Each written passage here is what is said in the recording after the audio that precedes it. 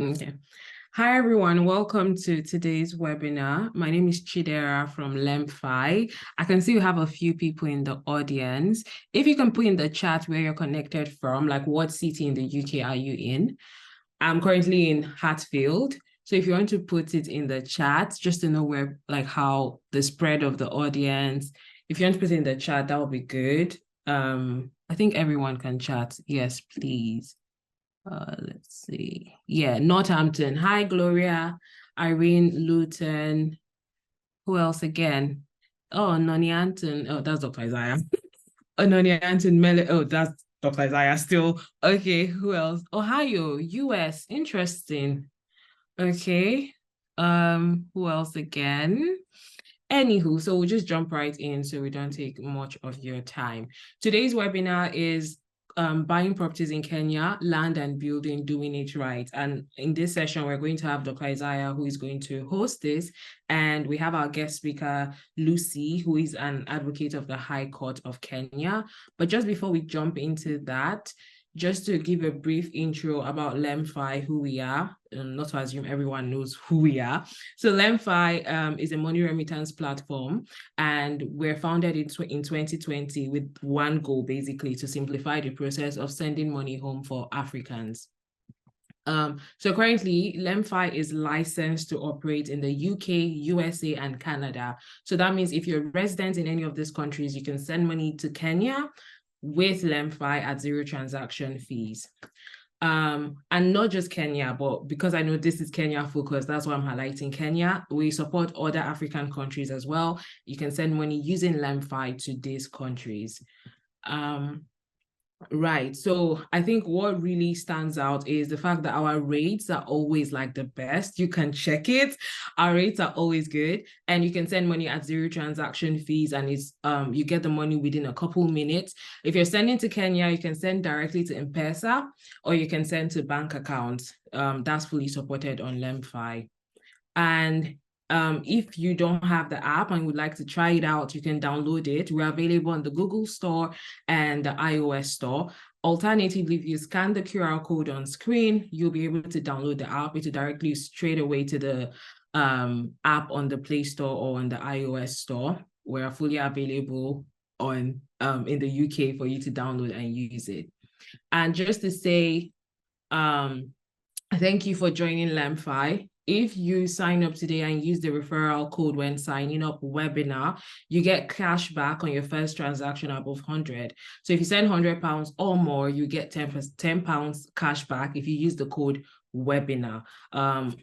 Just to show you what that looks like in the app, let me see if I have that slide. Yeah. So it's just when you're signing up, there's going to be a part that asks, do you have a referral code? And if you put webinar, you would activate that cash back. So whenever, it doesn't mean you have to send money right away. Whenever you send money and it's £100 or more, you're going to get £10 cash back. So I'm going to stop speaking now because I'm sure some people are like, can we move on? Can we move to what we're here for? So I'm going to be giving the floor over to Lucy and Dr. Isaiah. So Lucy, I'll stop sharing. If you can share your screen, and over to you. Thank you. Thank you, Chidera. I think you disabled video. I'm trying to put my video, but it seems that you disabled it. My name is Dr. Isaiah Oino. I'm the current chair of Stock UK Diaspora Circle and also the marketing consultant for LemFi. Now, Lucy is a colleague of mine that I've worked for.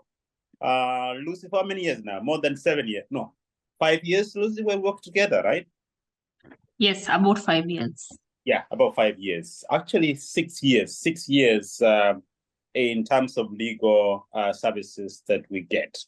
And now, one of the things that as diaspora or people who don't live in Kenya, in fact, people who are also in Kenya, they find this challenging is in terms of getting a clean transaction.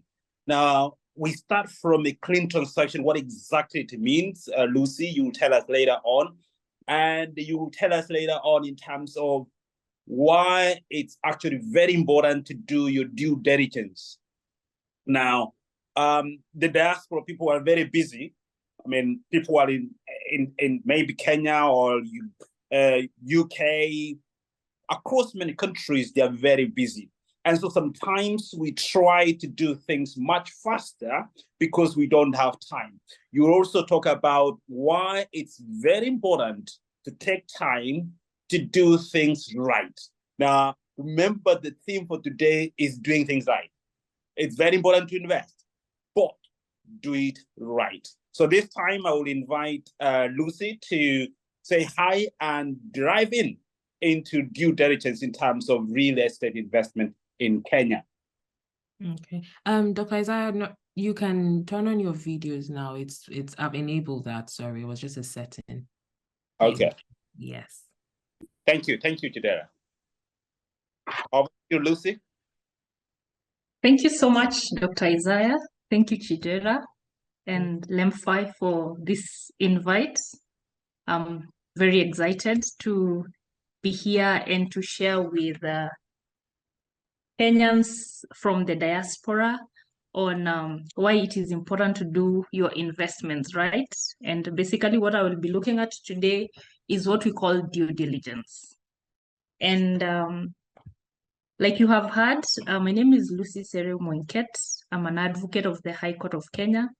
I've been practicing for the last 13 years in the area of real estate conveyancing and commercial law. So that's what I've been doing. And this is what I've been doing for the last 13 years. And it's an area that I'm passionate about because I know sometimes you invest, you save, and you want to do it right when you're doing your investments. So to just go dive into our presentation for today, I'll give us a background about the legal framework for our legal framework.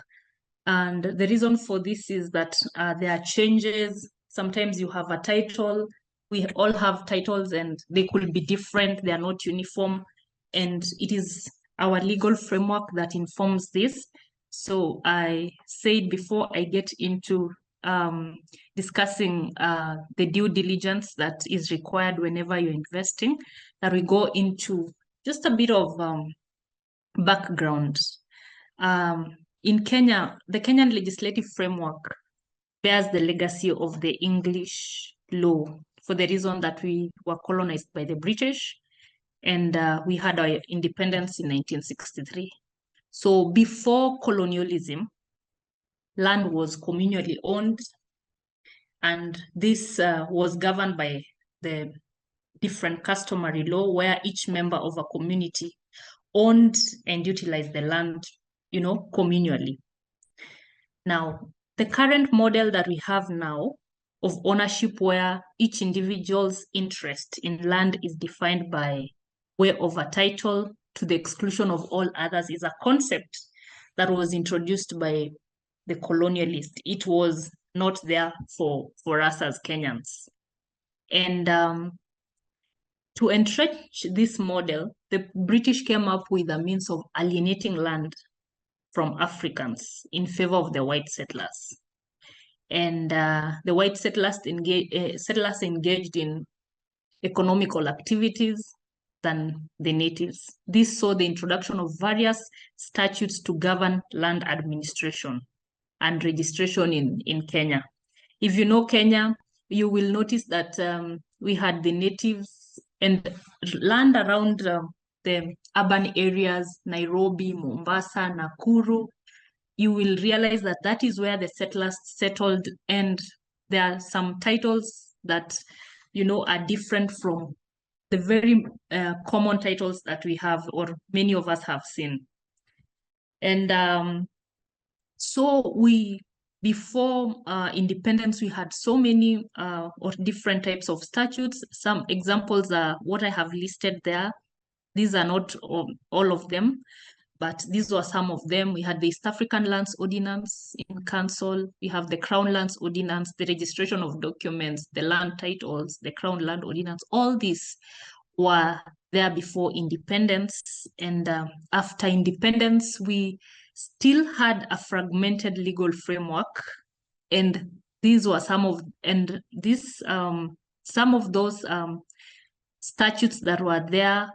Were examples are like the Indian Transfer of Property Act 1882. This statute has been repealed. The Government Lands Act, the Registration of Titles Act, the Land Titles Act, the Registered Lands Act, the Land Control Act. This one has not been repealed. The Registration of Documents has not been repealed. And we had the Land Group Representatives Act that was repealed by the Community Land Act. So when we got our new constitution, before this we had the Land Policy of 2009, which basically informed our 2010 constitution. Land is handled under Chapter 5 of the Constitution. And the new constitution then mandated Parliament to legislate on land by revising the many statutes that we had, consolidating, rationalizing all those the existing land laws. And in line with that mandate, Parliament then, simplified. And now we have very few statutes. Out of all that, we have the Land Registration Act, number 3 of 2012. We have the Land Act, number 6 of 2012. We have the Community Land Act, the National Land Commission Act, among other statutes and among other regulations that have come up after this. So basically, what did this, the effect of having one unitary system, because now the major act is the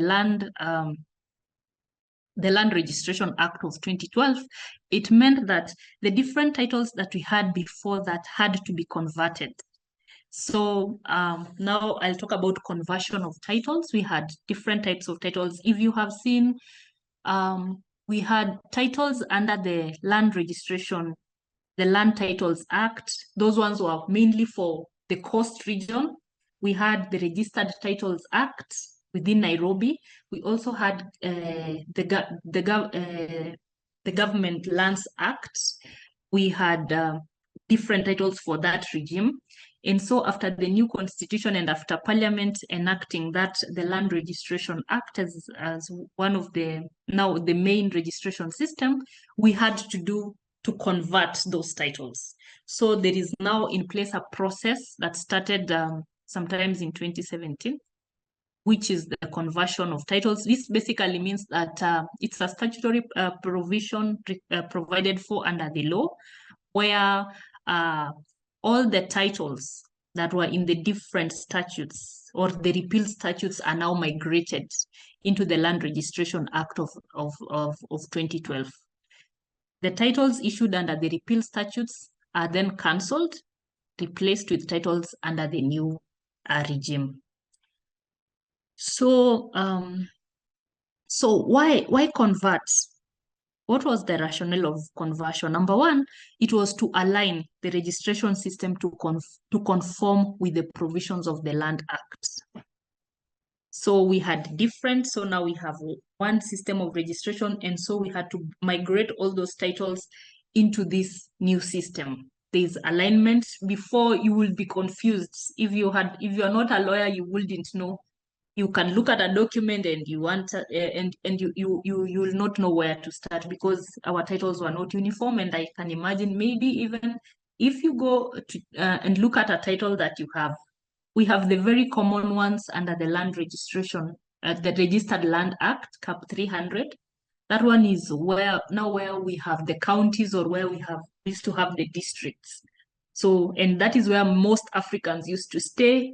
And those are the most common. But for the people within the cities and where the settlers used to be, you'll have different types of titles. You can have the titles under LTA, RTA, or even what we call the GLA titles. So the other rationale for conversion was also to allow, now another effect of the Land Registration Act is that act then allowed for electronic registration or digitization of our land records. You can imagine we had statutes from 1901, and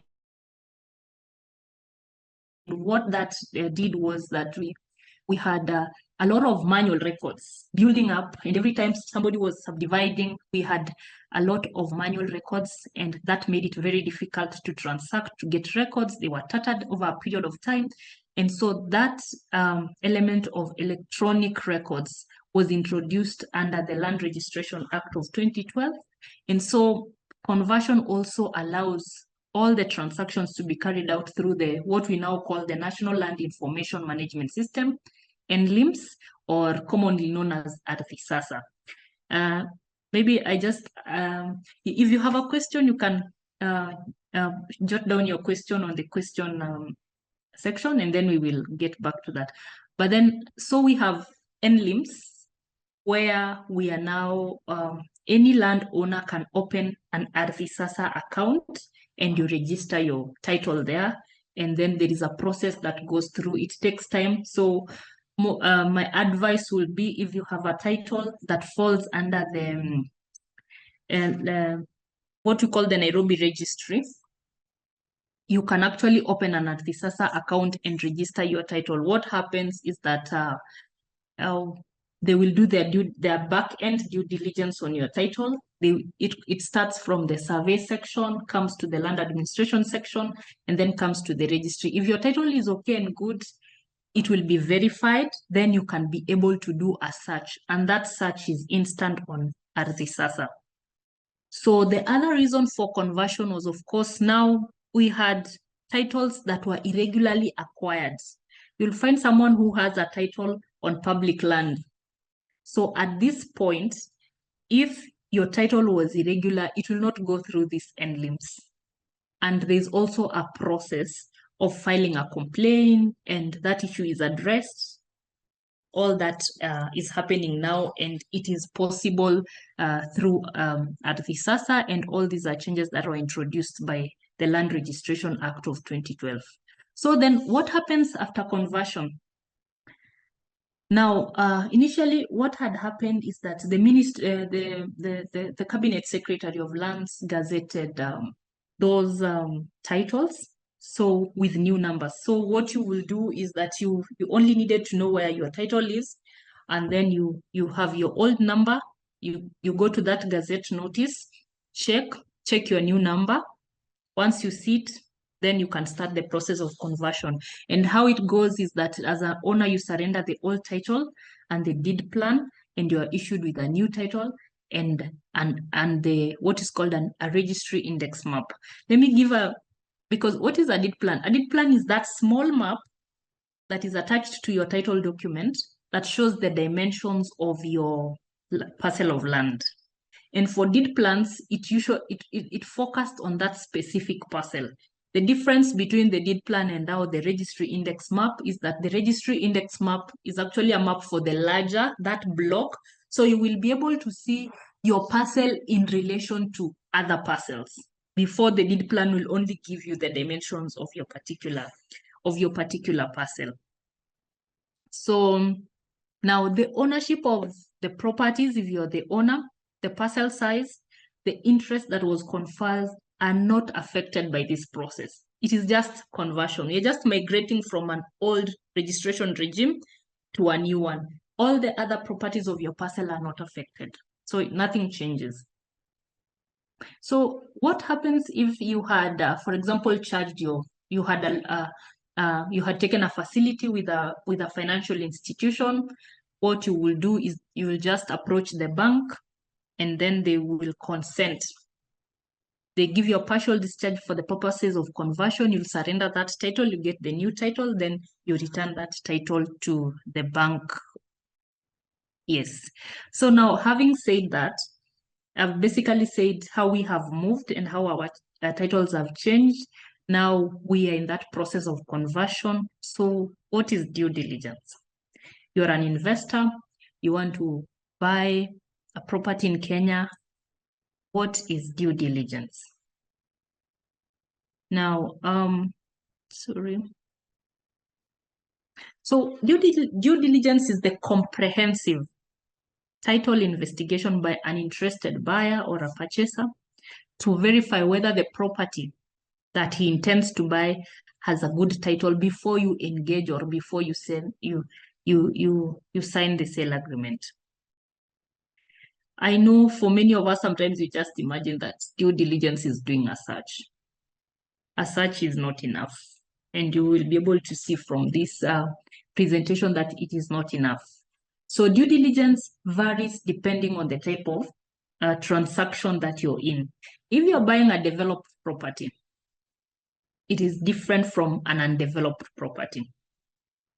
Also, the use of the property, if, for example, it is an agricultural parcel of land, or it is a residential parcel of land, industrial or commercial, all those due diligence for those transactions vary.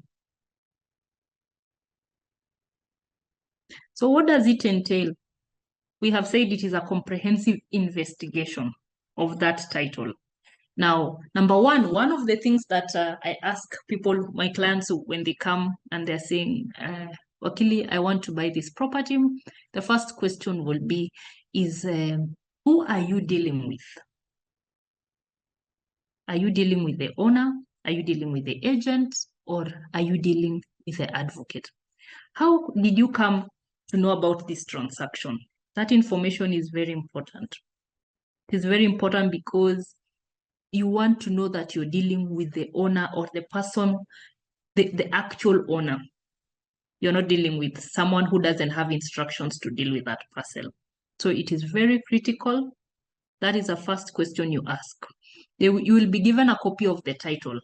The copy of the title will have the name of the owner if it is an individual, if it is a company. So ensure from the onset that you're dealing with the owner or someone who has authority from the owner. The second thing is, so once you have the title, you know that that property belongs to XYZ, you also request for a copy of the owner's identity card. And in case of a company, you get a certificate of incorporation. Once you get that document, then you will know that the title is in the name of XYZ. The ID that I have is in the name of XYZ. So I'm dealing with the same person. What if it is a company? You will move a step further and check and see, you do what we call the CR12 search to know who are the directors of that company. Are you dealing with one of the directors? Because with a company, you wouldn't know. Anybody can say that they are owners, but the only way to verify is that you're dealing with the owner of that property is if you have done that search and the person you're dealing with is one of the directors. Then finally, you could be dealing with an agent. Then they will tell you that I have an authority from the owner to deal. I have an authority to sell.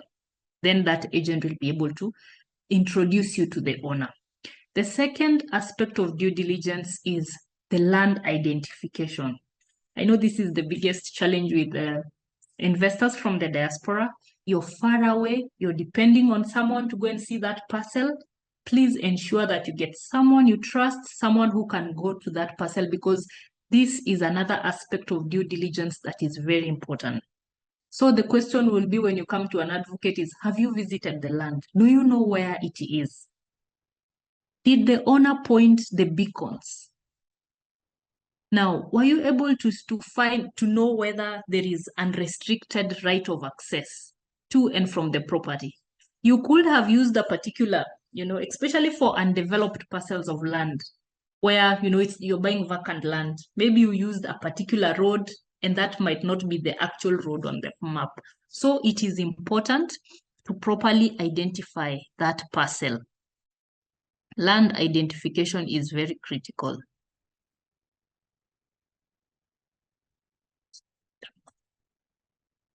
So after properly knowing the owner, identifying the parcel that you want to buy, then you move to the next step of now doing a search. So doing a search is you provide the copies of the title documents to your advocate, or you can do it yourself. Then they go to the particular registry, do a search. The search reveals who is the registered owner. It also reveals whether that parcel has any encumbrances. For example, if the owner has taken a loan, if it is a clean title, if there is a problem, or even there could be a caution or a restriction. So if that is there, the search will reveal that. And then also the other type of search that you need to do is now, if it is a company, you do that CR12 search to know that the people you're dealing with are the actual directors of that company. Now, for undeveloped parcels, for us, a search is not enough, and we will always advise our clients to get a surveyor's report. A surveyor's report also then still confirms the location, because you can actually go to a place you're told this is that parcel of land, but because you're not a surveyor, you might not even be able to do. But what a surveyor does is that they will go to the survey office, get the maps for that area, and use their expertise to actually know. Now we have the coordinates for that specific parcel. They will be able to enter use their machines and be able to know that this is the exact location.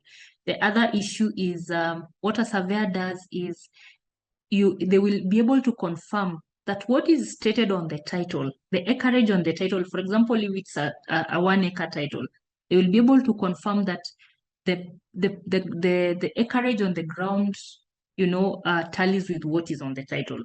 There are instances, especially for what we used to call for general boundaries. Sometimes you can find that a particular parcel is bigger or even smaller. So it's important to get a surveyor's report to confirm the acreage. The surveyor will also be able to point out the beacons. The surveyor will help you with the access and tell you from this map, this is where the road is. Then also be able to check for you. Another importance of this surveyor's report is they will go to the ground and you will not be alone. So if, for example, that land belongs to someone or it has any issue, you might actually see people walking to you and saying, what are you doing in this parcel? Who are you? And that is how you are able to know a parcel of land that is okay and a parcel of land that has issues. If it has issues at that, early stage, you will still be able to know. Then due diligence also varies for developed parcels. And like the undeveloped parcels where it's just a big parcel of land, the due diligence for developed properties like apartments, townhouses, commercial spaces is a bit different. You will still require to get a copy of the title. Sometimes because it is towns, we have what we call certificates of title from what I had shared earlier. The regime or the registration regime informs the kind of title. So if it is a lease, so you'll have a certificate of lease and you'll still have a lease document. The lease document is important because it has the conditions within the lease. So you will be able to get that certificate. Always ensure you get the lease because it has a lot of conditions that go with that lease. And it is important for you to know those conditions even before you get or before you engage. If it is a developed property, you will be asking about whether they got a certificate of occupation at the point of getting into or when they finish the development. You will get the approved and registered building plans, the registered floor plans. Another important document for developed properties is, of course, a valuation report that will guide you on the value, and then now the search. Gosh, it looks like I'm done. So basically, those are the important things to look out for. What I'm saying is that a search is not enough, and due diligence, you do it from all those. As in you take. You don't only do the search, but you also want to know who you're dealing with. You want to visit the property and then now do all that search. So I want to conclude by just sharing an excerpt from a judgment. This is by the Honorable Justice Sila Munyao. In a case, the parties are Alice Chemtaito versus Nixon, Kipkurui, Korir, and 2 others. This is in the Kenya Law Reports.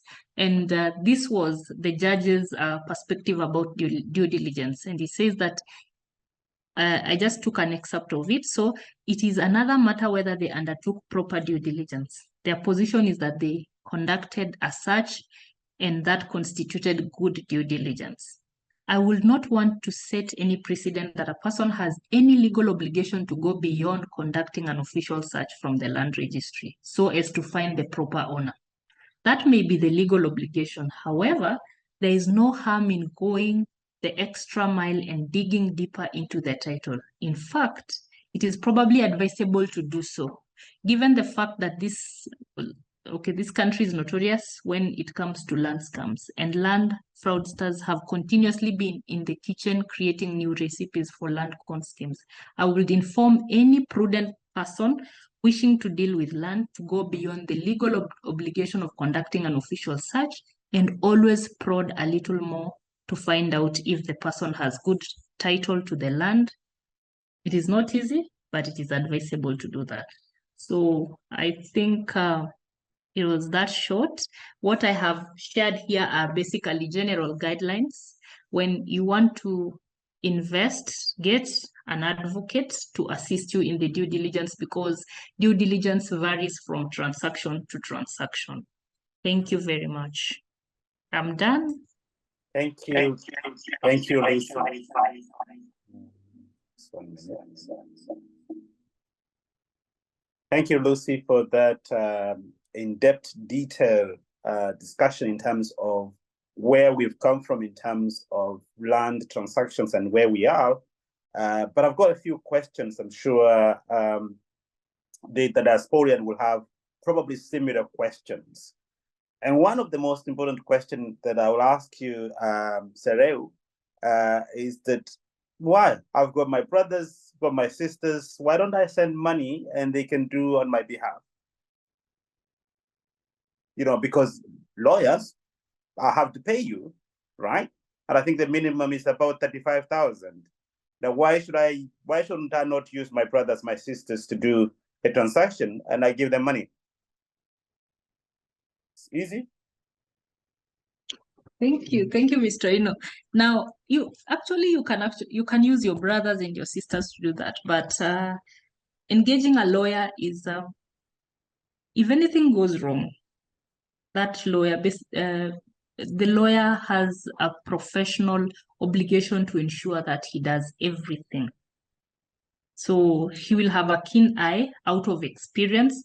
They will know the correct questions to ask. And like I said, transactions vary.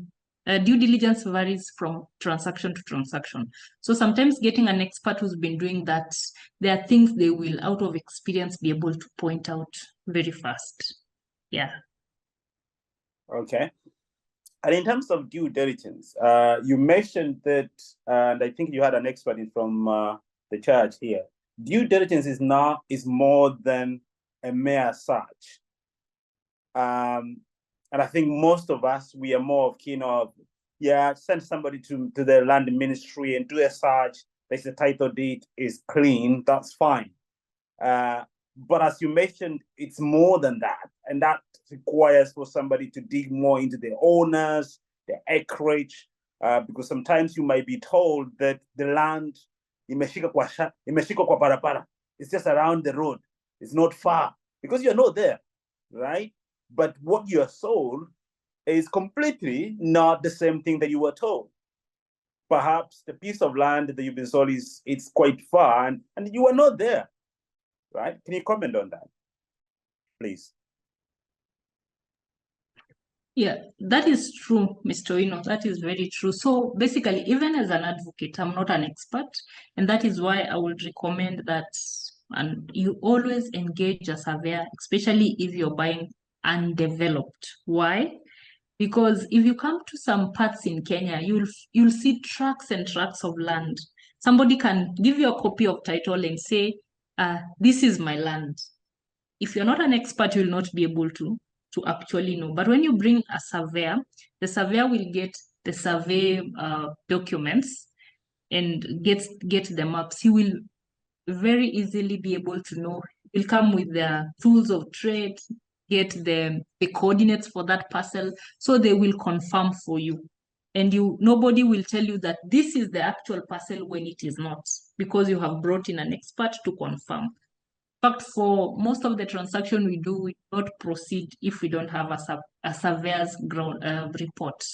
As an advocate, I can do the registry part, I can do the search, I can check, I can verify the ID, I can actually, my client I can meet the owner of that parcel, I will be able to look at the ID, look at the person, and if I have any doubt, I can still send that ID for verification with the Registrar of Births, and yeah, so I can do all that. And I think the other question that I have, Sereu, is in regarding to the title deed itself. You know, most people they're aware of that first page. I think second page where it says title deed. How important are the rest of the pages? How important are they when I'm buying to ensure that it's a full, complete package rather than just that page title deed? Oh, thank you for that question. Yes, when you want to do a search, or when someone is giving you the document to go and do the search, they sometimes just give you the first page and the second page. But that title, especially for what was previously the Land Registration Act, which is the most common title, that one written title deed, you can see others that are indicated certificate of title, and then you can see one that is not very common. It's called a conveyance, that was under the Government Lands Act. So we have all those different titles. Now, but for what we are referring to here is that title deeds, which that one you must have all the 4 pages, because it has the first page which shows the owner, the second page which has the encumbrances section, and the last page, it has a serial number, and it has the latest one, it has a QR code. There's a way in which the registry will require that serial number even to verify that it's not a fake title. So if you don't give us with all that information, we might not be able to do the search. Okay. The other question is in regarding to buying a land that is under succession. And you're given, I think there are 2 things. There's land that is under succession, and there is also the danger of dealing lands that the title deed is an allotment letter rather than a title deed.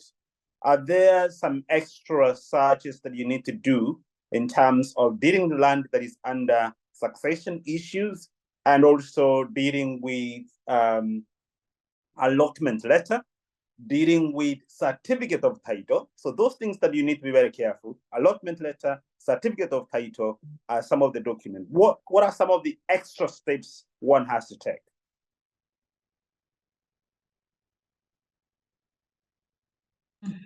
Now, I think you've talked about allotment letters, and I think the second question was on share certificates. Now, allotment letters, it depends who is allotting. Because mostly, if it is the county, let's say it's the county government, it is a letter of allotment, there is a way in which you can verify that. But you can we have land selling companies that maybe they had a mother title, they subdivided that parcel, and they gave their members what we call, some call them beacon certificates, others share certificates from those. That one you have no way of doing due diligence, you have no way of verifying. Because what will happen is that you got plot number 5 with the company, and then you sold it to someone else. And because there's no way of, registering, those ones have a lot of issues. In fact, I actually don't deal with share certificates because I have no way of verifying the authenticity of that title, unlike a title deed or a certificate of title. So letters of allotment, if it is letters of allotment, for the different counties, there are ways of also verifying the owners. Yeah. Can you touch on in terms of land that is under succession? Okay, now land that is under succession is basically the owner of that land is deceased. So you are not able to buy that land. Maybe until they go through the succession process and they get what is called a confirmed grant.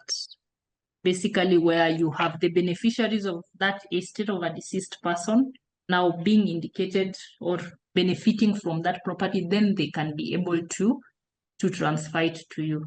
But what happened if, for example, someone sold you that land and before you finish that transaction, they pass on, you still have maybe the sale agreement, you have your documents for that sale.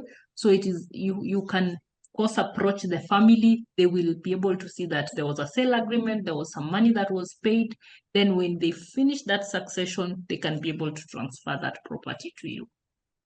But the importance is that you keep your records well, your records, even your payments, the way you make your payments, have evidence of payment.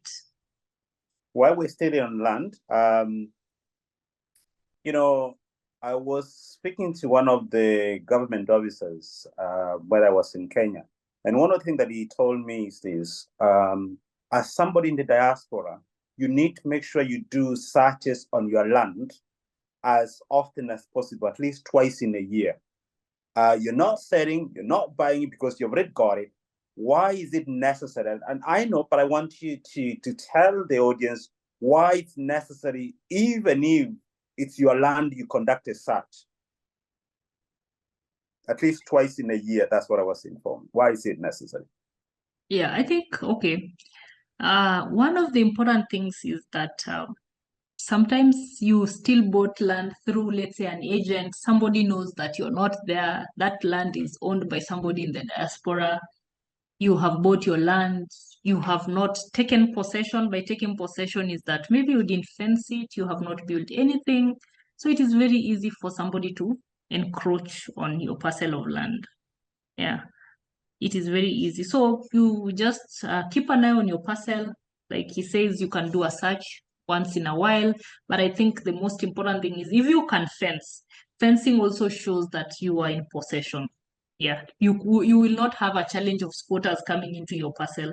If somebody else comes and then maybe you've gone for long, we also have a law on adverse possession where if somebody stays in a parcel of land for over 12 years continuously without any challenge, then they'll take that land. So you need to just either fence or and then also keep checking. I think you've said something very important, Sereu. But if I've got land and I've not taken possession of that, and somebody's on my land for 12 years, they can claim that. Continuously. Yeah. Yes. It's called the adverse possession. So even if it's a stranger. Yeah, even if it's a stranger, yeah, you have always been, or maybe you could even know. Some people are very funny. They can just come and say they're tilling your land. Then the next time they've put a small temporary structure. Then slowly by slowly you're not there. So you just have to fence. And if, for example, you're leasing it, then you have a lease agreement or you're allowing somebody, but it is formally, it is indicated. But don't just let somebody get into your land like that. Because that is, in fact, one of the things we ask clients to visit the land is you want to check whether there are people on that parcel of land. If there is what is called vacant possession. Because somebody might be selling their land because they have squatters in and they want to dispose. And those squatters they want have to remove been there that for problem of dealing with those squatters.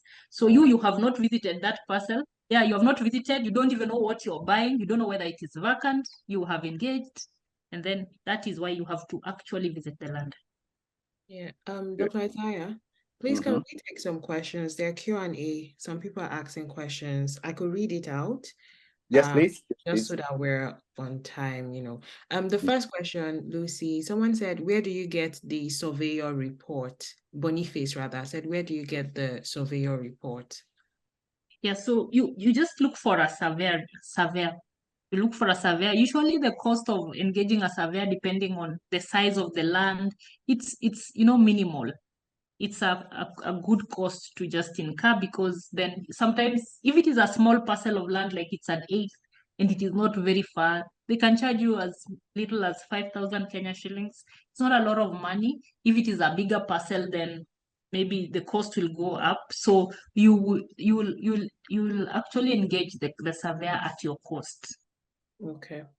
Thank you. Next question says, please, could you explain what beacons are? You said beacons a couple times. I think the person doesn't get what beacons are.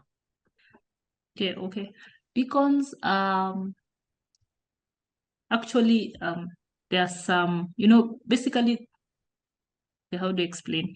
They show the boundaries of that parcel. Sometimes they use metal, and then they use cement and they dig a hole and, put the beacons at the end. They basically delineate the land, show the boundaries of that land. So every time you're buying, you need to be shown a beacon. And it is, the borders of that parcel. Now with the current tools, then they can take the coordinates from that. So when you stand at that beacon, you can be able to know that these are the coordinates of this parcel. Okay. All right. Thank you. Next question is, if one is buying land from a circle, how does one conduct due diligence when buying from a circle?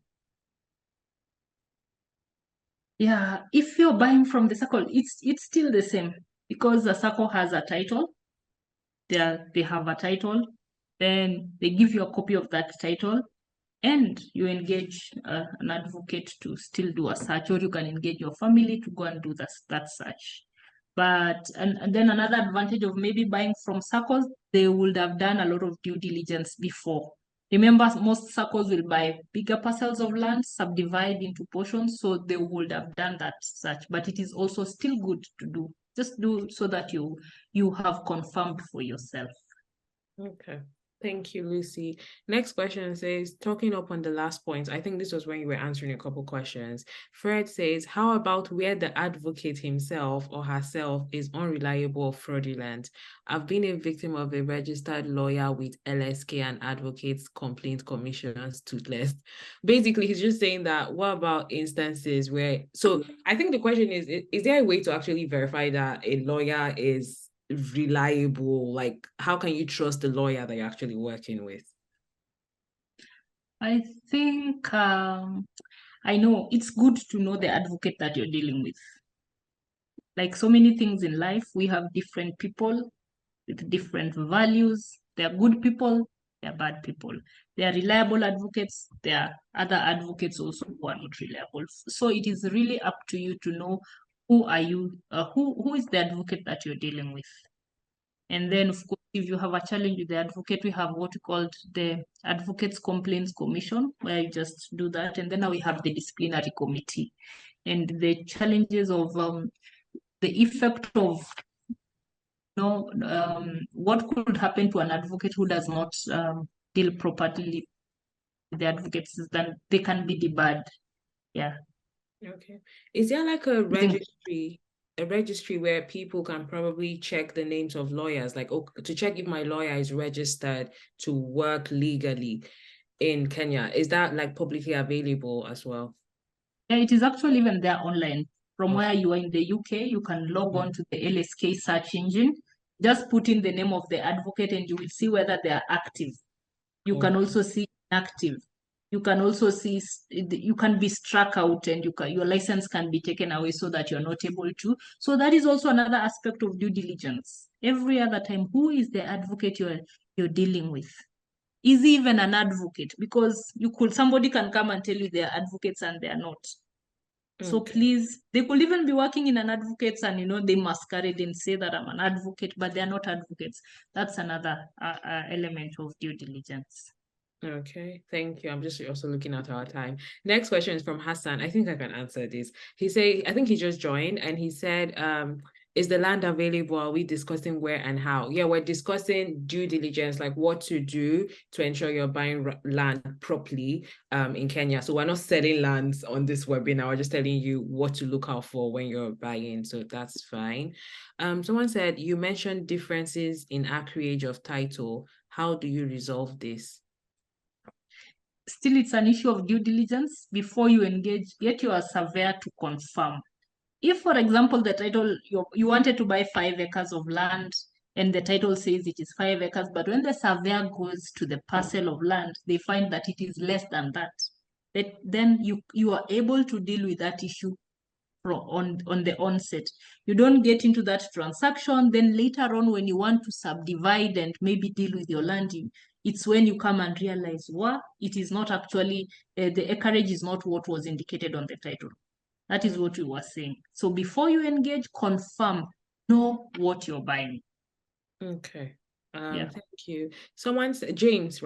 James said, why do land cases take long and how can you fast track a case which has taken 20 years? Can you fast track a case that is in court or something? Yeah. Yeah, of course, there are so many reasons why cases can take long. Number one of the issues is that sometimes there are so many cases and we do not have enough judicial officers, stretched resources. So that could be one of the reasons why it takes long. The other reason is the parties themselves. There are people who are into just delaying tactics. They do not want to. So again, get a good advocate. The other issue is, of course, try and employ alternative dispute resolution. If it is not possible, then you proceed with court. But also know who you're dealing with. Have a good advocate. Okay. And make sure you follow the case. It is your case. It's not the advocate's case. Always follow up. Make a follow-up on, oh, you're in court this time. What happened? What does this mean? Get all the information so that you can know when nothing is happening, because it cannot, okay, 20 years is a very long time. Yeah. Yes, it is. Okay, thank you. Next question says, do we have a registry of surveyors? Like the way you said we have a registry for lawyers, do you know, is there a registry for surveyors in Kenya? Is there something like that? Okay, we have the website for the LSK website for advocates, and we have a search engine, and you can be able to check, you can be able to write and verify. Also, surveyors have their registration body, the body that registers surveyors, they have, yes. So you can always be able to also check. You have licensed surveyors, and then you have their assistants. Okay. Yeah, just a few more questions, Lucy. You must be tired. I love talking. All right. So the next question says, how do you handle cases where local registry search confirms ownership, but national registry records indicate otherwise? I don't know. I think maybe I might need more context to it. Yeah, for that, because it is not easy, because every registry has, like, how our registries are is they're geographical, like for this particular area. So whatever information you get in the local registry, that is the information that is there. Yeah. Okay. All right. Naomi raised her hand once, so I'm just gonna give permission to her to talk if she still has the question. Naomi, if you still want to ask, you can ask. You're able to speak now. She raised her hand earlier. I don't know. Is she okay? Next question here says, how can you protect yourself from being victimized by a seller selling the same piece of land to more than one person simultaneously? I really like a seller is selling the same piece of land simultaneously to different people. Is there any way you can protect yourself against that? I think I have seen that with what we were calling share certificates. Now, because you are not able to verify, like you cannot go to the registry and do a search and know this property, the person who is selling to me this parcel of land is the registered owner. So because all you have is a share certificate that has been issued by a land selling company, maybe he has given a share certificate to several other people. Yeah. But also the other issue, it could also happen with a parcel of land that has a title. But if you do the due diligence, if you do all those things that you are likely to know, you will most likely know before engage, because you'll do the search, that it is Mr. This title is in the name of Isaiah Oino. Have you met Isaiah Oino? And then once you do that, you visit the land. If you visit the land and it had been sold to somebody else, that information is likely to come out at that point. Yeah, it's likely to come out. But if you just do a search and maybe that other person, the first person who was sold that land, did not put any caution or caveat on that parcel, so you might not be able to know. But if you visit the land, you will get that information. Okay. All right. Thank you so much. I think those are all the questions. I'm not sure if Naomi wants to speak because she has the ability to speak because she raised her hand. Maybe we'll answer the question So yeah, those are all the questions from my end. Dr. Isaiah, do you have any other questions before we Thank you, Jidera. Thank you, Jidera. To wrap up, Sereu, thank you very much.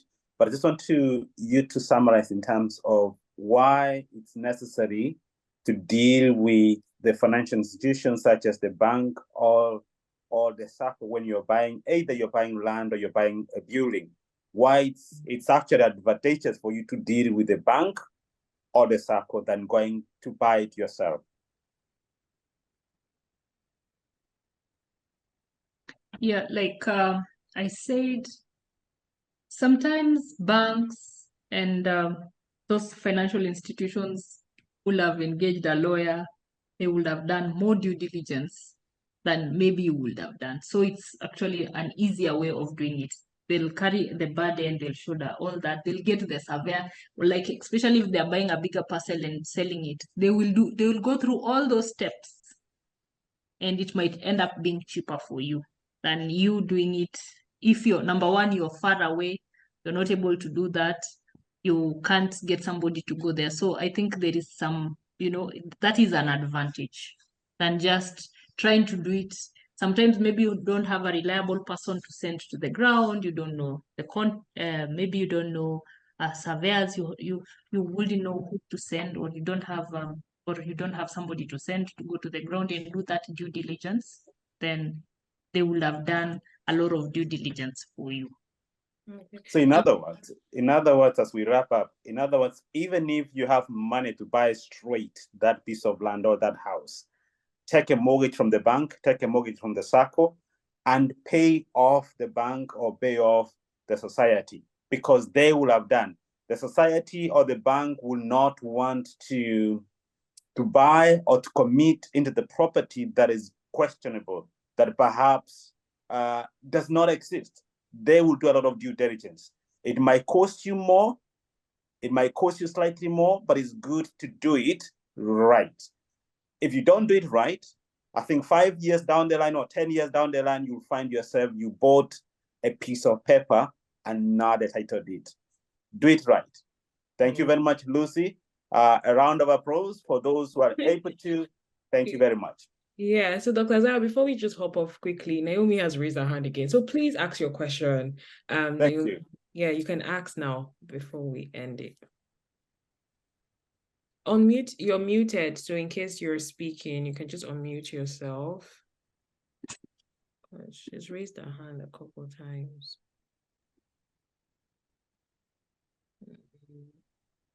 Okay. I'm not sure what's going on there. All right, that's fine then. I think we'll just wrap it up. Yeah, so thank you very much for your time, Lucy. This has been quite insightful. I'm sure we're all living here with, more knowledgeable on how to do our due diligence when we're buying back home in Kenya.